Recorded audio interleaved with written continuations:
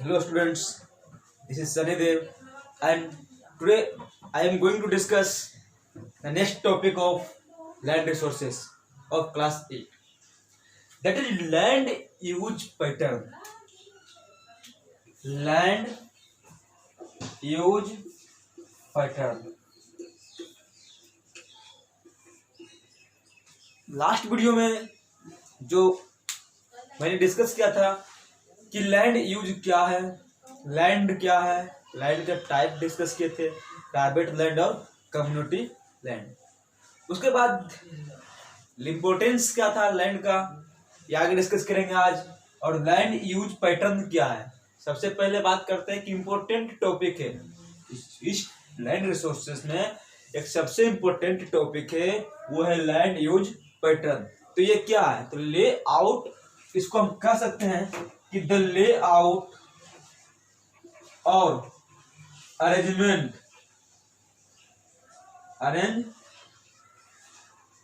Of uses of land.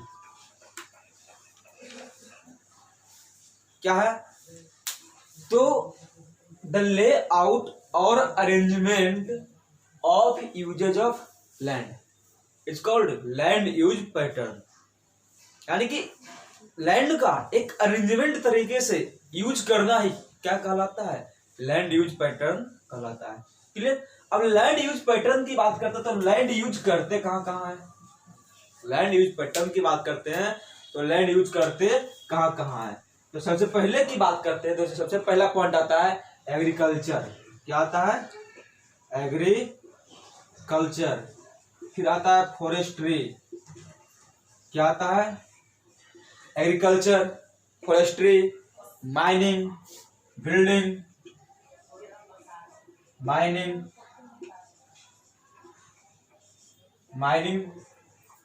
के बाद बात करते हैं तो बिल्डिंग की बात करते हैं तो रोड कंस्ट्रक्शन में आते हैं। फिर रेलवेज के लिए यूज करते हैं, रोड्स, रेलवेज। तो ये सब जो है क्या, उसके बाद जैसे बहुत सारे इंडस्ट्रीज है वो सेटअप करते हैं, तो वो क्या इंडस्ट्रीज। अब देखिए क्या है, जो लैंड यूज करते हैं वो कहाँ लैंड यूज करते हैं, तो वो करते हैं, पहला पार्ट आता है एग्रीकल्चर में। यानी कि एग्रीकल्चर के लिए लैंड सॉइल प्रोवाइड करता है। लैंड क्या करता है कि लैंड सॉइल प्रोवाइड्स करता है एग्रीकल्चर के लिए। Land provide soil for agriculture. If the fertility of soil is better than the production of crop will be better. यदि प्रोडक्शन बेटर तभी होगा जब सॉइल क्या है, फर्टाइल है। यानी कि एग्रीकल्चर के लिए सॉइल यूज करते हैं। और सॉइल मिलता कहाँ से है, तो वो मिलता है लैंड से। फॉरेस्ट्री का मतलब, ये फॉरेस्ट्री क्या है, तो फॉरेस्ट्री एक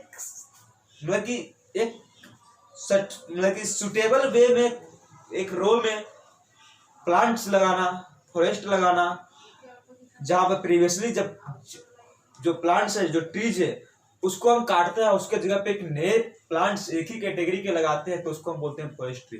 तो फॉरेस्ट्री के लिए भी क्या करते हैं, लैंड को यूज किया जाता है। माइनिंग, तो जो माइनिंग एक्टिविटी होती है मिनरल्स को निकालने के लिए अर्थ से, तो अर्थ डग आउट करते हैं, तो वो कहाँ पे करते हैं, लैंड पे करते हैं।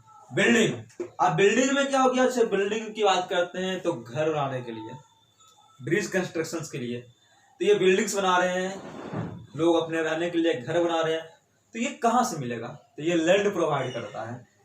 रोड्स, रेलवेज, इंडस्ट्रीज, ये सब जो बनाते हैं, ये सब जो सेटअप करते हैं, वो कहाँ से करते हैं, तो वो सेटअप करते हैं हम लोग वो लैंड पे। तो ये सब की लैंड यूज पैटर्न है। अब इसमें लैंड यूज में कहाँ कितने लैंड यूज किए जाते हैं, तो जैसे ऑस्ट्रेलिया जो कंटिनेंट है, एक कंटिनेंट है ऑस्ट्रेलिया, है क्या है, कंटिनेंट है, लेकिन ऑस्ट्रेलिया एक कंट्री है, तो ये बात कंट्री की कर रहे हैं। जैसे ऑस्ट्रेलिया कंटिनेंट में ऑस्ट्रेलिया, न्यूजीलैंड, इसके अलावा बहुत सारे छोटे छोटे कंट्री है। और ये सारे कंट्री में से सबसे बड़ा कंट्री है ऑस्ट्रेलिया। इसी कारण से पूरे कंटिनेंट को मिला करके ऑस्ट्रेलिया ही बोला। तो जो ऑस्ट्रेलिया है, तो ऑस्ट्रेलिया में वर्ल्ड का सबसे अधिक 56% highest use in pasture in world. अब ये क्या हुआ कि जो वर्ल्ड है, पूरे वर्ल्ड की बात करते हैं, तो वर्ल्ड का सबसे अधिक, सबसे हाईएस्ट जो लैंड यूज पैटर्न है वो पास्चर्स। पास्चर्स का मतलब क्या होता है? Grazing land.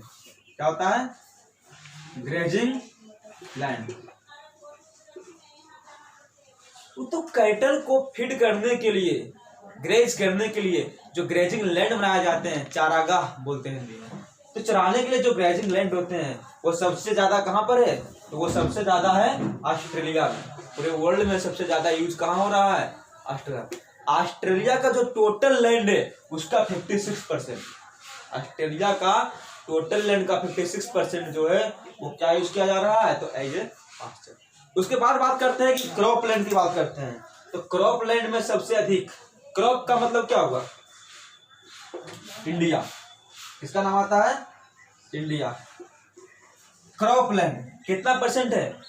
तो 57%। इंडिया में जितना लैंड है उसका 57% कहाँ यूज किया जा रहा है? तो as a crop land. Crop land का मतलब agriculture. Highest use in world as crop land. Crop land कहाँ पे? इंडिया में। एक क्रॉप लैंड का मतलब क्या हुआ? एग्रीकल्चर। क्रॉप लैंड का मतलब क्या हो गया? एग्रीकल्चर। तो वर्ल्ड में सबसे हाईएस्ट जो क्रॉप लैंड यूज किए जा रहे हैं वो कहाँ यूज किए जा रहे हैं? इंडिया में। उसके बाद जो नेक्स्ट नंबर आता है फॉरेस्ट का, जापान।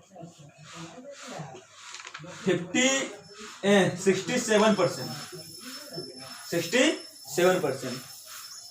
तो जो फॉरेस्ट है, इंडिया की बात करते हैं तो इंडिया में कितना है?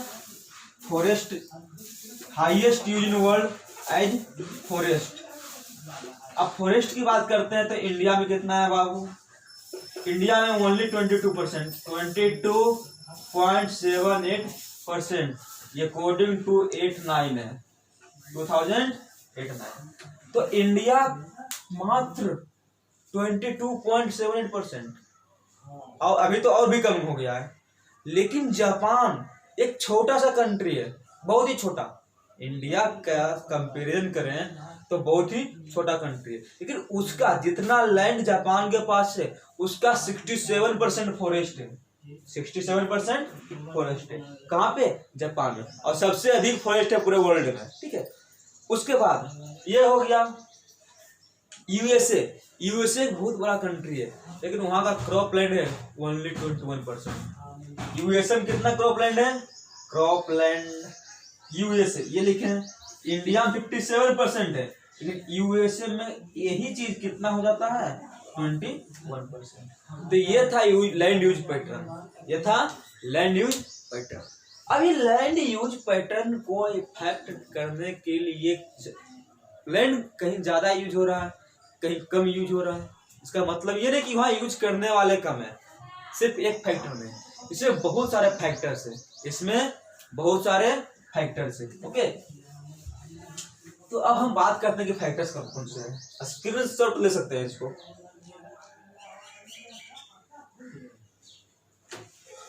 ओके,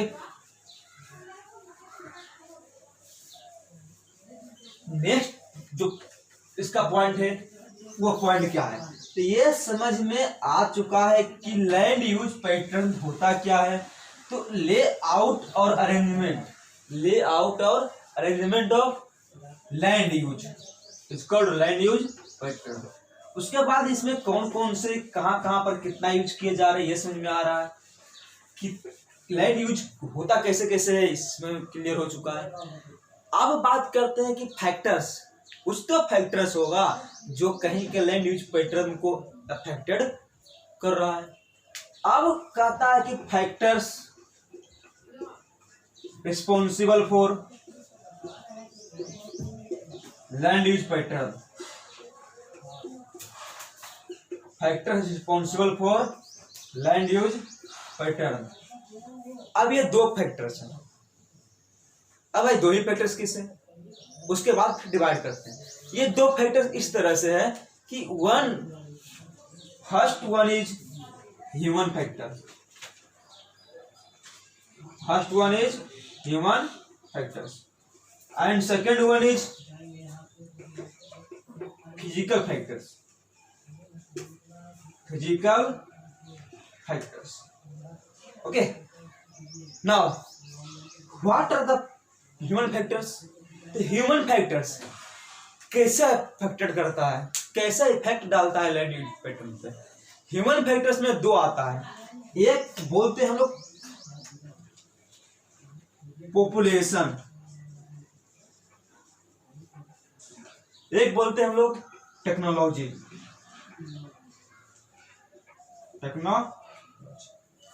अब ये कैसे काम करता है वो देखते हैं हम। तो ह्यूमन फैक्टर की बात करते हैं तो पॉपुलेशन जो है, क्या है? पॉपुलेशन। तो पॉपुलेशन, जिस कंट्री का पॉपुलेशन बहुत ज्यादा होगा उसके लिए क्या चाहिए? फीड बहुत ज्यादा चाहिए, फूड, भोजन। तो भोजन जब ज्यादा चाहिए तो उसके लिए क्या होगा? एग्रीकल्चर ज्यादा करना पड़ेगा। ठीक है, एग्रीकल्चर ज्यादा करना पड़ेगा, उसके लिए लैंड चाहिए, फर्टाइल प्लेन चाहिए। तो अधिक पॉपुलेशन होने के कारण जो एग्रीकल्चर में बहुत ज्यादा यूज करेंगे, और बहुत पॉपुलेशन होने के कारण क्या होगा कि एम्प्लॉयमेंट वहाँ का ज्यादा, मतलब कि जो वर्क ज्यादा करना पड़ेगा, और सभी पॉपुलेशन लैंड को एज एग्रीकल्चर यूज करना शुरू कर देंगे। उसके बाद बात करते हैं कि टेक्नोलॉजी का। जैसे कहीं पर भी माइनिंग करना है, ठीक है, तो माइनिंग तो ऐसे होगा नहीं, उसके लिए क्या चाहिए? टेक्नोलॉजी चाहिए। एग्रीकल्चर कर रहे हैं, कल्टीवेशन कर रहे हैं, तो कल्टीवेशन ऐसे नहीं होगा, इसके लिए क्या चाहिए? पॉपुलेशन चाहिए। दैट मीन्स वर्क जो ह्यूमन के द्वारा है, ह्यूमन वर्क चाहिए, वर्कर्स चाहिए। और वर्कर्स कहाँ से मिलेगा? पॉपुलेशन से। साथ ही साथ किसी भी काम को करने के लिए लैंड पे कोई भी काम करेंगे तो मजदूर लगाएंगे, वर्कर्स लगाएंगे। तो वर्कर्स जो क्या है? ह्यूमन फैक्टर है, जो अपने स्किल को यूज करेंगे। फिजिकल, जो अपना फिजिकल वर्क करेंगे तो बॉडी का फिजिकली वर्क देंगे। एक आता है मेंटली, यानी कि टेक्नोलॉजी इस्तेमाल करेंगे। क्या यूज करेंगे? टेक्नोलॉजी। तो ये जो टेक्नोलॉजी है, टेक्नोलॉजी कहाँ से आएगा? टेक्नोलॉजी कहाँ से आएगा? तो टेक्नोलॉजी की बात करते हैं तो माइनिंग के लिए टेक्नोलॉजी इस्तेमाल करेगा, स्किल अपना देगा। नए नए टेक्नोलॉजी होने का आइडिया आएंगे, नए नए तरीके से उसके बारे में सोचेंगे। तो इस तरह से ह्यूमन फैक्टर दो है गया, एक पॉपुलेशन और एक टेक्नोलॉजी। अब आगे की बात करते हैं तो वो कौन है? तो वो फिजिकल फैक्टर से सबसे पहले आता है क्लाइमेट, फिर आता है टोपोग्राफी,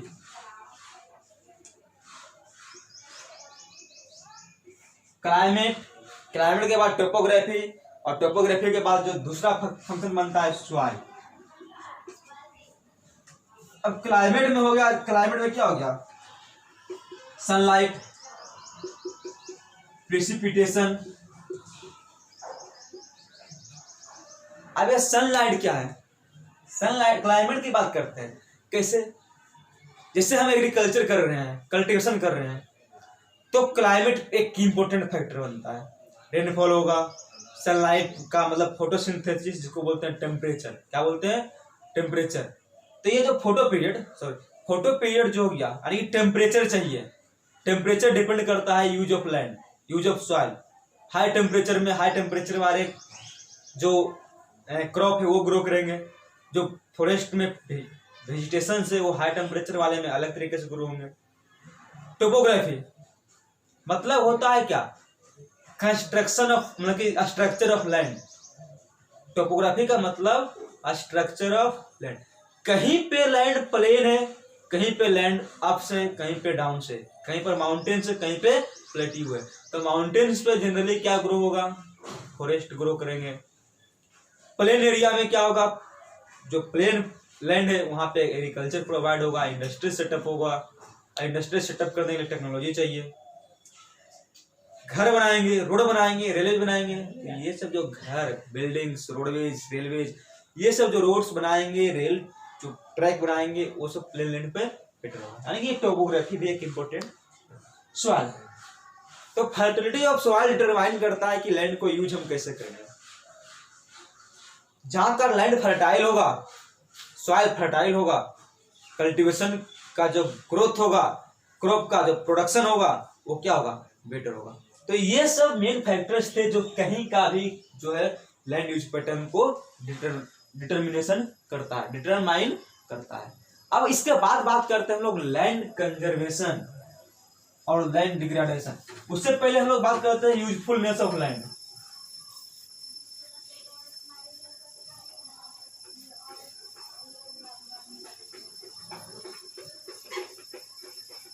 क्या बात करते हैं, तो ये क्लियर हो चुका है। अब हम बात करते हैं यूजफुलनेस, इंपोर्टेंस ऑफ लैंड।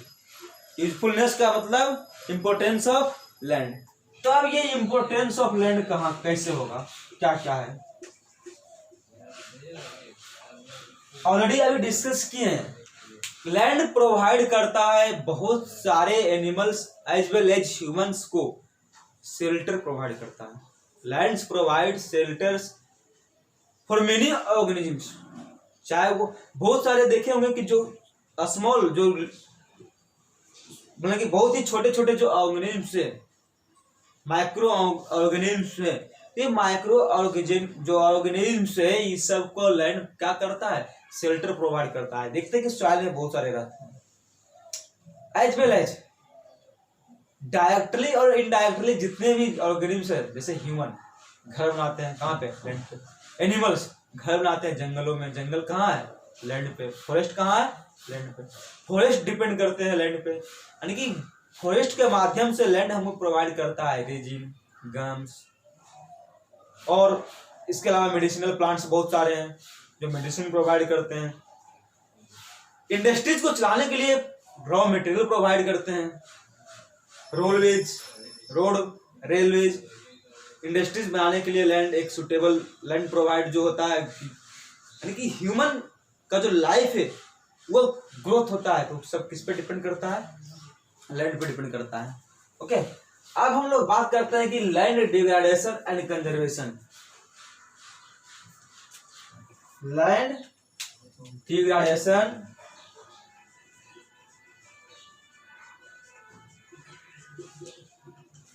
उसके बाद बात करेंगे ये लैंड डिग्रेडेशन क्या है, व्हाट इज लैंड डिग्रेडेशन। तो बात करते हैं कि जब लैंड डिग्रेडेशन का मतलब होता है अनफिट फॉर कल्टीवेशन, यानी कि वो प्रोसेस जिसके द्वारा कोई लैंड कल्टीवेशन के लिए अनफिट हो जाए, यानी कि वो अपनी फर्टिलिटी को लूज कर दे, उसको क्या बोलते हैं, लैंड डिग्रेडेशन कहते हैं। इसको हम लिख सकते हैं कि the process by which land becomes unfit for cultivation. ठीक है, और the process by which land lose their fertility, let their fertility। I hope clear हो गया कि वो प्रोसेस जिसके द्वारा लैंड अनफिट हो जाता है, becomes unfit for cultivation, land lose their fertility, यानी कि जो अपने फर्टिलिटी है लैंड लूज कर देता है, लैंड अनफिट हो जाता है कल्टीवेशन के लिए, उसको क्या बोलते हैं, उसको बोलते हैं लैंड डिग्रेडेशन कहते हैं। क्या कहते हैं, लैंड डिग्रेडेशन। अब इसको होने में क्या है, जैसे हम लोग बहुत अधिक यूज करते हैं पेस्टिसाइड्स, उससे अनफिट हो जाता है। ओवर इरिगेशन करते हैं, उससे लैंड फर्टिलिटी लूज कर देती है। सॉइल का इरोजन होता है, एक जगह से रिप्लेस हो दूसरी जगह पर चला जाता है, उससे कारण लैंड लूज करती है फर्टिलिटी को। ओवर ग्रेजेशन के साथ साथ ओवर ग्रेजिंग, अधिक जानवरों को चराते हैं, उससे लैंड डिग्रेडेड हो रहा है। तो इस सब को दूर करने के लिए हमको क्या करना पड़ेगा, लैंड को कंजर्व करना पड़ेगा। तो उसके लिए क्या क्या इंपॉर्टेंट हम लोग तरीका अपनाएंगे। तो ये लैंड डिग्रेडेशन के बाद तो ये समझ में आया कि डिग्रेडेड क्या हो रहा है, लैंड अनफिट हो रहा है कल्टीवेशन के लिए, वो अपनी फर्टिलिटी को लूज कर रहा है। तो इसको दूर करने के लिए हम लोग क्या करेंगे, कंजर्व करेंगे लैंड को, लैंड कंजर्वेशन। ये क्या होता है, तो वही स्टॉप करना। लैंड कंजर्वेशन क्या हुआ कि स्टॉप द लूजिंग फर्टिलिटी, जो प्रोसेस हो रहा है उसको स्टॉप करना। यानी कि लैंड कंजर्वेशन का मतलब हो गया लैंड को कंजर्व करना, ताकि फॉर फ्यूचर यूज, फ्यूचर में भी उसको आसानी से यूज कर सके। यानी कि वो जो प्रोसेस से अनफिट होने का, कल्टीवेशन के लिए अनफिट होने का जो प्रोसेस है, उस प्रोसेस को रोकना, स्टॉप करना ही क्या कहलाता है, लैंड कंजर्वेशन कहलाता है। इसके लिए हम लोग करेंगे क्या क्या। तो सबसे पहले हम लोग लिखते हैं अफॉरेस्टेशन, फॉरेस्टेशन। उसके बाद बात करते हैं कि लैंड रिक्लामिनेशन, लैंड रिक्लामेशन। उसके बाद बात करते हैं regulated use of chemical pesticides, regulated use of chemical pesticides and insecticides.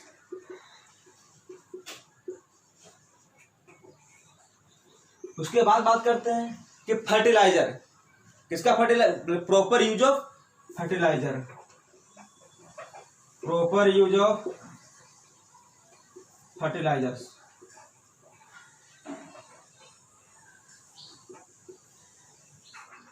तो ये प्रॉपर यूज ऑफ फर्टिलाइजर्स, तो ये 1 2 3 4। अब पांचवा की बात करते हैं तो control on over grazing, control on over grazing, एक यहां पर लिख देते हैं। छठा की बात करते हैं तो वो क्या है, use of bio fertilizer, use of bio fertilizer should be encourage.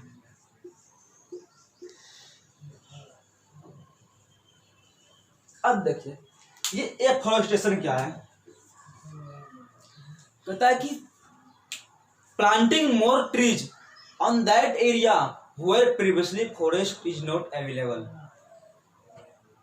Planting more trees on that area where forest is previously not available.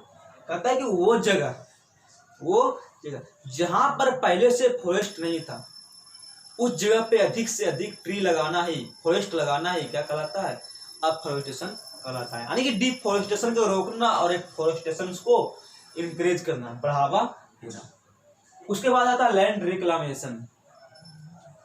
Land रिक्लामेशन का मतलब है लैंड को यूज करना, कंट्रोल जो हो रहा है ओवर ग्रेजिंग, जो लैंड को हम लोग फर्टिलाइज, मतलब कि जो बैरन होते जा रहा है, धीरे धीरे क्या हो रहा है, बैरन होते जा रहा है, तो उस बैरननेस को रोकना, बंजर होने से बचाना, ठीक है।